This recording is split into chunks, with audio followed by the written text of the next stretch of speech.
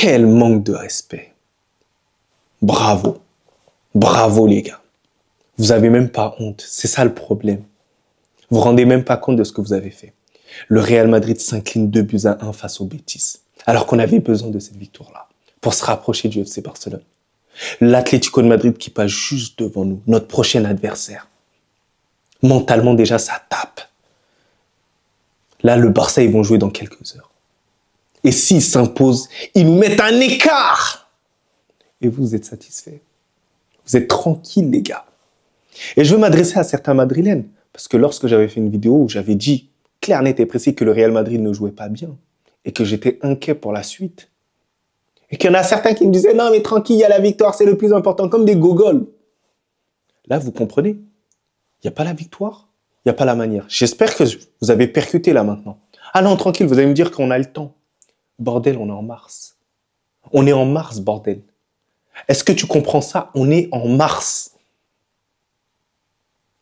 Voilà que, les gars, j'arrive plus à reconnaître là le Real Madrid en termes de jeu. Je suis très, très inquiet. Parce que oui, là, on va jouer mardi face à l'Atlético de Madrid. Et vous êtes confiants, les gars? On va jouer certes à domicile, mais le match retour, il est chez eux. Vous pensez vraiment que ce Real Madrid, en pratiquant ce football, va se qualifier pour la suite de la compétition en Ligue des Champions? Parce que oui, si on perd contre l'Atlético de Madrid sur les deux confrontations, on est éliminé de la Ligue des Champions. Vous êtes confiants? Moi, je ne le suis pas cette année. Je ne le suis pas parce que on est tellement imprévisible. Et surtout que cette année, on n'a pas été en capacité quand même de battre une grande équipe. Et là, vous êtes rassurés. Voilà, ce match face au Betis. Mais individuellement et collectivement, mais c'est une honte. C'est pitoyable. La première mi-temps, on joue que 25 minutes de jeu. Il n'y a pas de souci, je m'étais dit qu'on avait bien commencé le match. Kylian Mbappé, il était virevoltant. Ça écarte à gauche. Mendy qui fait le centre en retrait sur Brahim Diaz. Tranquille, 1-0. Je me suis dit, bon, pourquoi pas? Le Real Madrid, on est en forme, on est galvanisé par un truc. On a un sursaut d'orgueil. On a envie de faire bien. On a envie de mieux jouer. Mais en fait, non. Je me suis trompé. En fait, j'ai trop parlé trop vite. Après ça, on a été dompté par le milieu de terrain du Betis. On a été dominé là. Et on a vu l'absence de joueurs titulaires, comme Ceballos et comme Bellingham. Après, les joueurs titulaires là, qui ont été hier, il faut pas pleurer. Il faut pas pleurer là maintenant.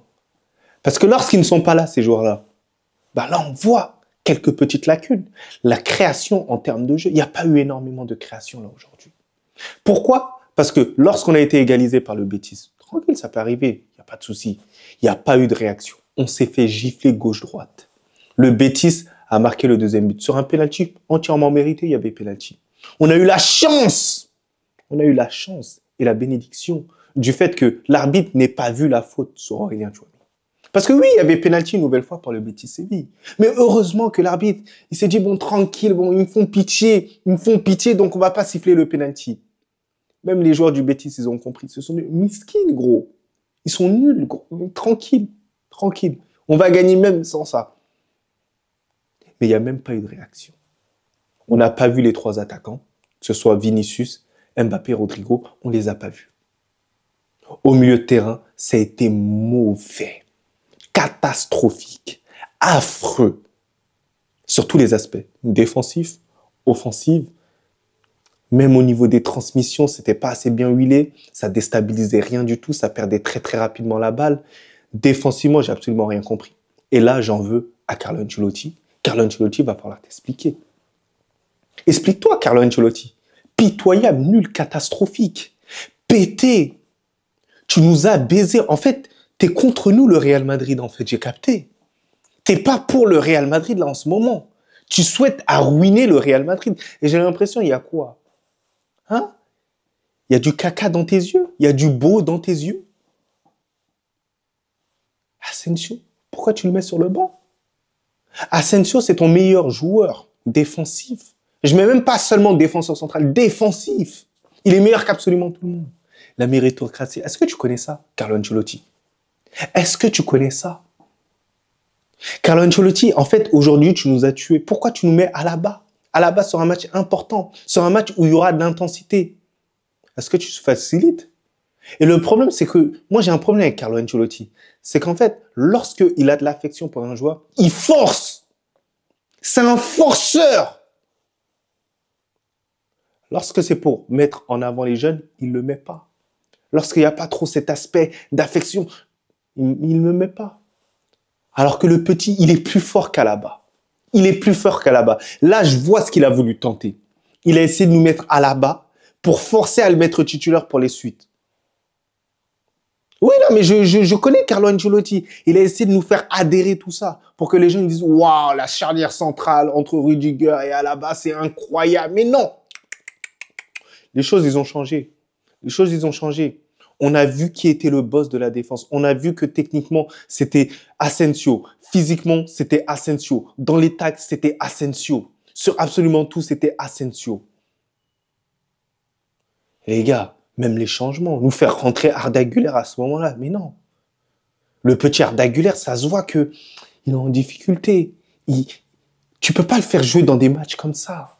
Il est en difficulté, c'est dur pour lui. Voilà, il est pas en confiance. Tu peux pas le mettre directement dans un match où c'est compliqué. Même le fait de sortir Mbappé pour faire rentrer Endrick, il n'y a pas d'ambition. Fais-nous sortir un milieu de terrain, rajoute Endrick avec Mbappé, qu'on aille chercher le score. Parce que oui, en deuxième période, les gars, je suis désolé. Et moi, je l'ai analysé comme ça. On a eu 0 occasion. 0. Vous imaginez un club comme le Real Madrid avec 0 occasion. Ça témoigne tout. Ça témoigne tout et ça peut être un aveu de faiblesse pour la poursuite au titre. Là, on est dans de beaux draps. Là, on va espérer que le FC Barcelone ne s'impose pas. Là, demain, face à la Real Sociedad, même si je pense qu'ils vont s'imposer, avec toute objectivité, vous le savez très bien, lorsque je dis dans ma vidéo YouTube qu'une équipe va s'imposer, c'est souvent le cas. Là, je pense que le FC Barcelone va s'imposer, surtout qu'en plus, ils jouent à domicile. Ça va se faire. Et surtout que la Real Sociedad, en termes d'action, il rate énormément, les gars. Énormément. C'est une dinguerie, cette équipe-là.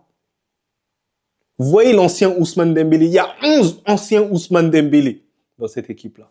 Donc, ils feront rien du tout. Donc, les gars, voilà. Tout simplement déçu de cette équipe-là. Moi, personnellement, j'ai hâte que l'arc Carlo Ancelotti se termine. Qu'on aille chercher un entraîneur qui met plus place à la méritocratie. Le meilleur doit jouer. Et qu'on arrête tout cet aspect affectif. Voilà. Un Real Madrid poussif aujourd'hui. Un Real Madrid pas bon en termes de jeu. Un Real Madrid qui n'a pas eu de réaction, qui n'a pas eu de fierté, qui n'a pas eu d'orgueil, qui ne s'est pas dit que si on perd ce match, on est dans de beaux draps pour aller chercher un titre. Non, ils s'en battaient les couilles. Ils étaient tout simplement impuissants. Ils se sont fait baiser par un Isco qui est bas de vieux, les gars. Et par Anthony 2008. C'est une dinguerie. Bref, les gars, le mieux, c'est que j'éteigne ma caméra. Ça va pas.